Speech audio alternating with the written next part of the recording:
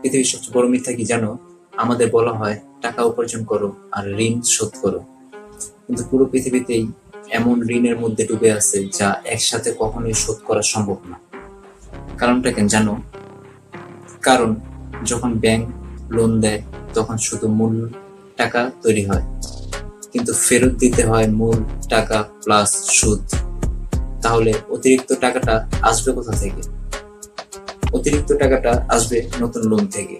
এই কারণে পুরো সিস্টেমটাই সবসময় আরো বেশি ঋণ, আরো বেশি খরচ, আরো বেশি ইএমআই এর দিকে ঠেলে দেয়। ফোন ইএমআই তে, বাইক ইএমআই তে, গাড়ি ইএমআই তে। এক সময় দেখা যায় তোমার বেতনের বড় অংশ চলে যাচ্ছে কিস্তি আর সুদ দিতে দিতে। তাই ধনীরা একটা জিনিস বোঝে, শুধু কনজিউম করলে হবে না, ইনভেস্টও করতে হবে।